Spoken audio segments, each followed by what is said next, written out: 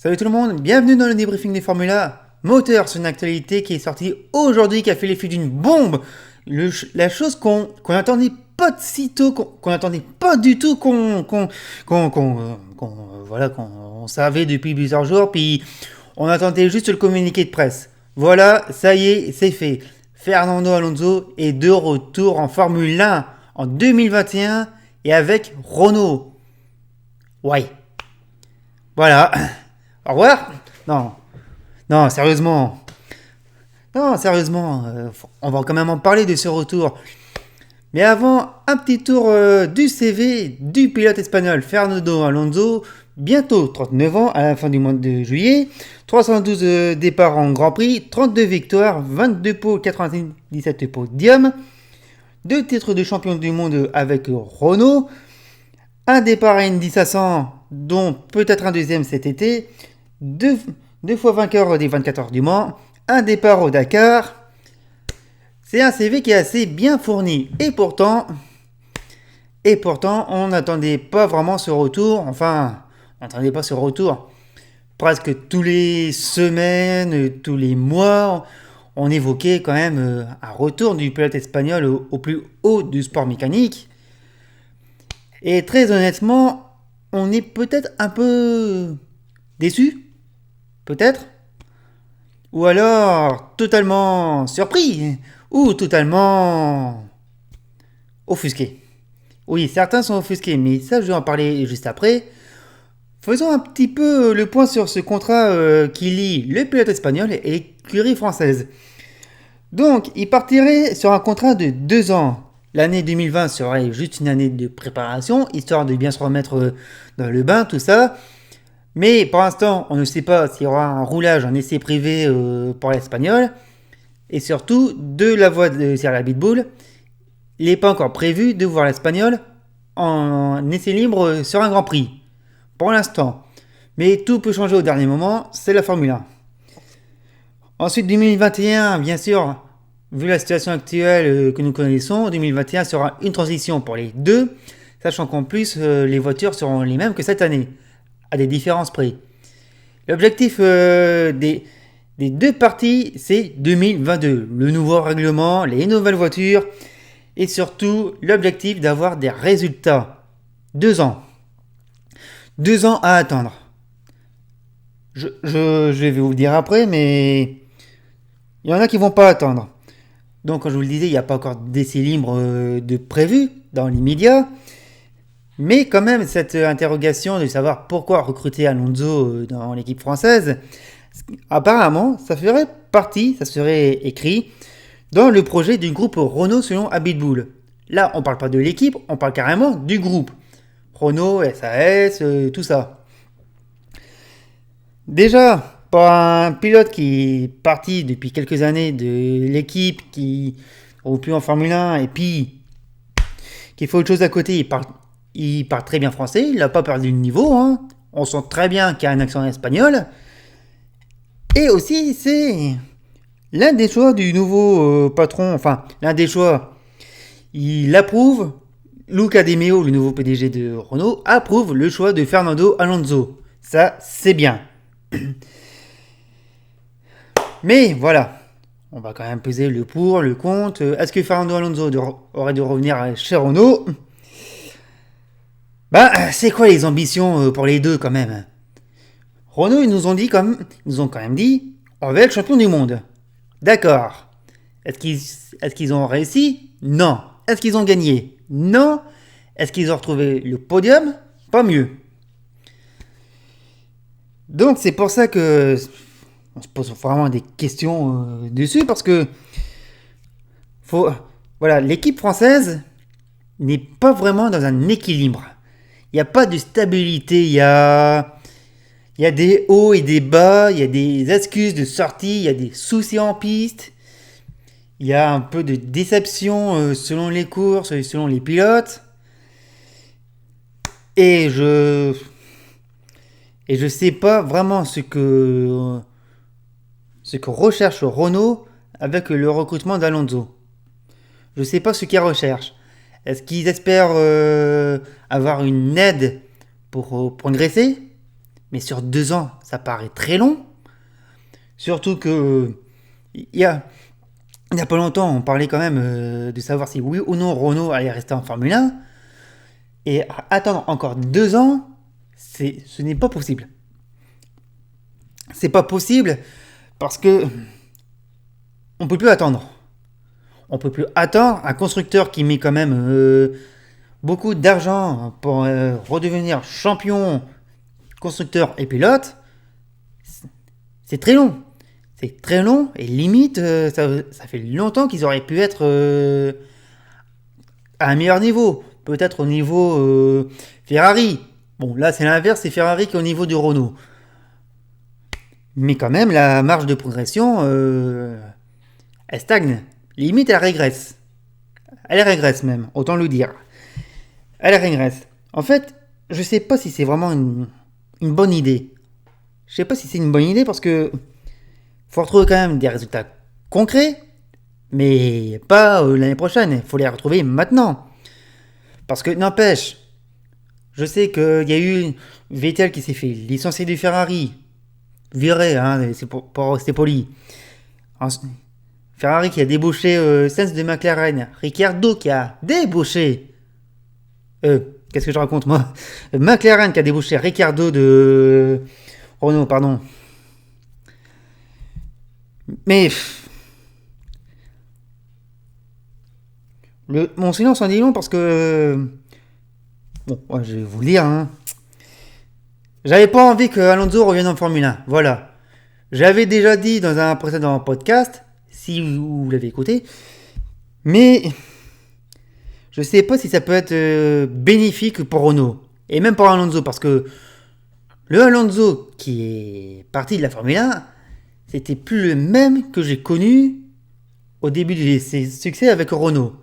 C'était un pilote aigri, très critique, très fatigué de la situation qu'il a connue avec McLaren Honda. C'est quelqu'un qui me faisait vraiment de la peine sur sa fin de première carrière en Formule 1. Il me faisait... C'était triste à voir, et j'aurais voulu qu'il parte sur autre chose, sur un meilleur résultat. Peut-être que là, il aura l'occasion, mais je vais y revenir après. Mais n'empêche, quand je vous dis que je suis pas fan de son retour, j'aurais pensé que il y aurait un autre choix de pilote.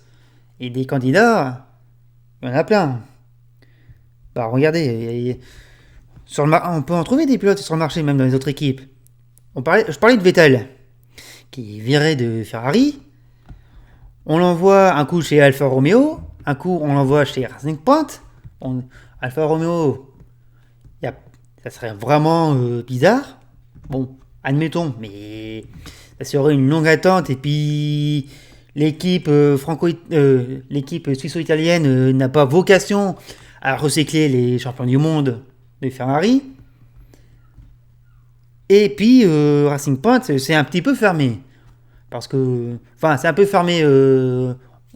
C'est sûr, Perez, il va rester avec eux jusque longtemps. 2022-2023. Et Stroll, comme c'est le fils du patron, on n'en sait rien.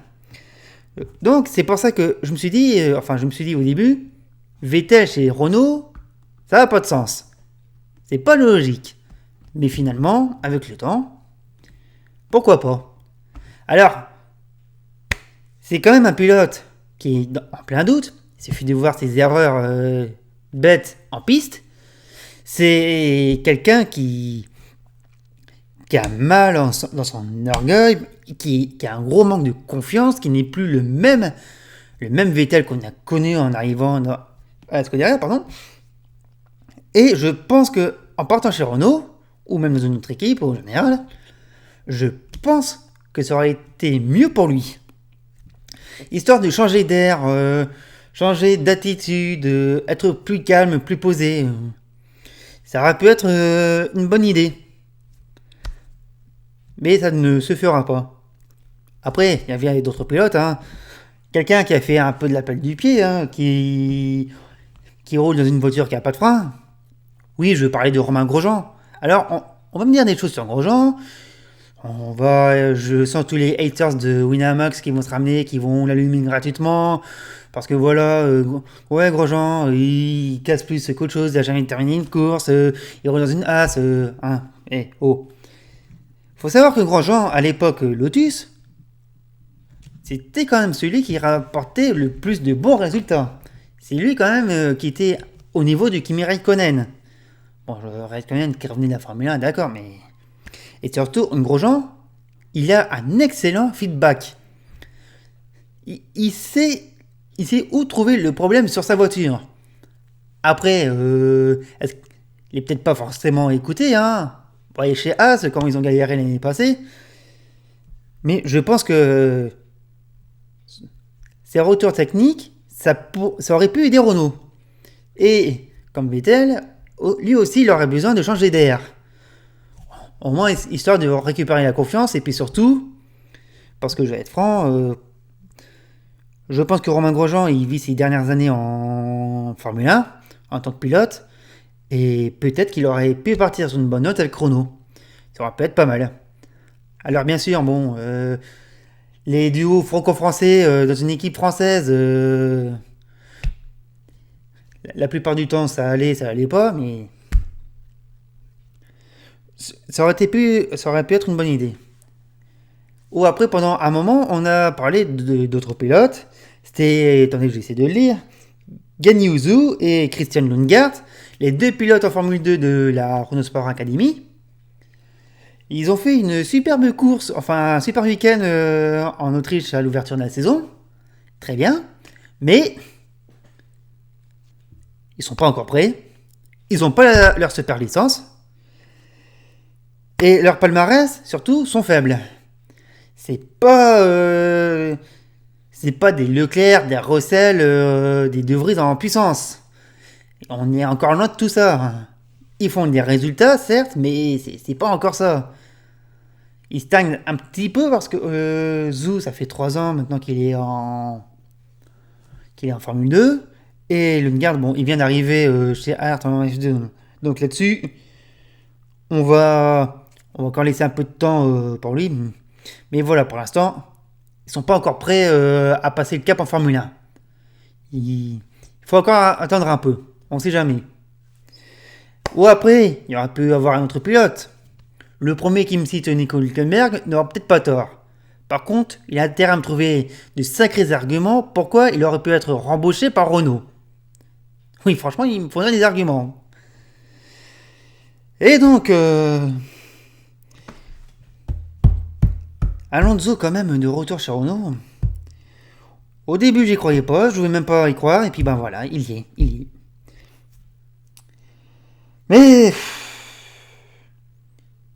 Mais très honnêtement, je vais pas me ranger de ceux qui sont heureux, je vais pas me ranger du côté qui gueule, je vais plutôt me mettre du côté de ceux qui vont attendre de ce que ça donne.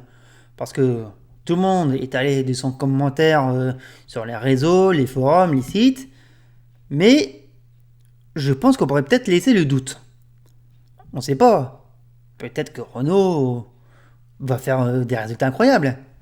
Pour l'instant, on ne peut pas encore juger de la saison 2020 parce qu'elle vient de commencer. Renault doit améliorer son châssis, ça on le sait très bien. Il y a aussi son moteur. À les entendre, le moteur pourrait être au niveau du Mercedes à la fin de l'année, ce qui est très tard. Mais malgré tout, si le retour d'Alonso peut être bénéfique à Henston, à Viry-Châtillon, pourquoi pas? En tout cas, une chose est sûre, ça fait parler.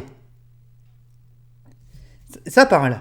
Déjà, c'est une bonne publicité pour la Formule 1. Là-dessus, ils vont pas jouer. Bah, tiens, on a un champion du monde qui revient.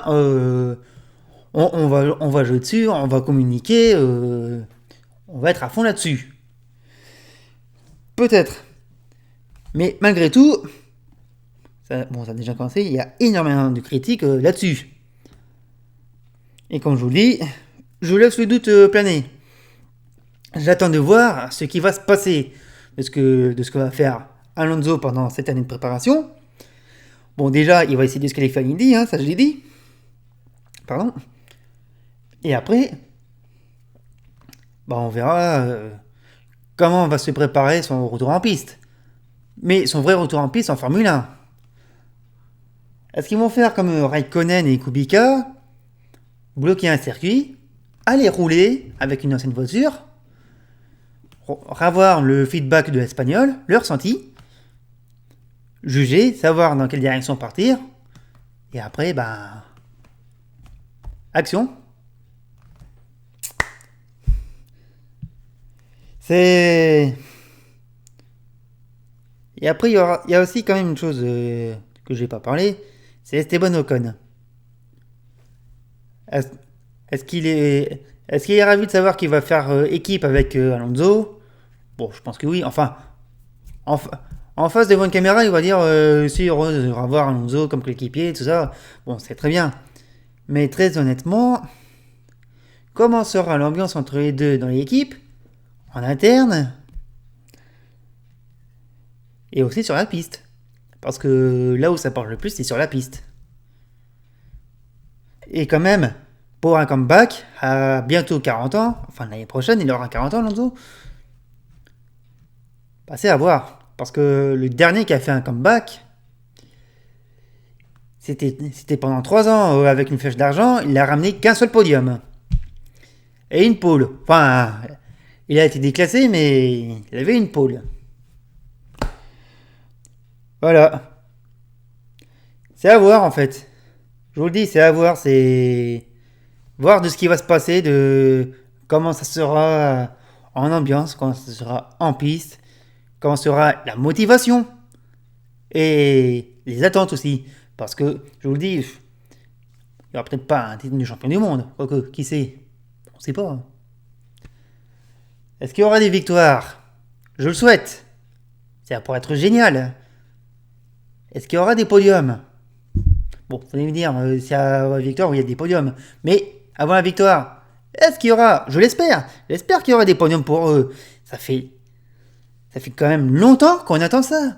Ça fait longtemps qu'on attend de voir une voiture jaune sur l'une des 3 premières marches du podium. McLaren y arrive très bien. Pourquoi Renault n'y arriverait pas? Qu'est-ce qui manque à l'équipe française pour y arriver? Qu'est-ce qui leur manque? Il n'y a plus qu'à attendre, je vous le dis. Il n'y a plus qu'à attendre. En attendant cette vidéo se termine, n'hésitez pas à commenter, à donner votre avis sur le retour du pilote espagnol. On se retrouve très prochainement pour un débriefing pour celui du Grand Prix d'Autriche numéro 2, le Grand Prix de Styrie. Le débriefing des Formula, c'est sur YouTube. Vous êtes déjà, c'est bien. Et c'est aussi sur Twitter. Merci, bravo, et à bientôt.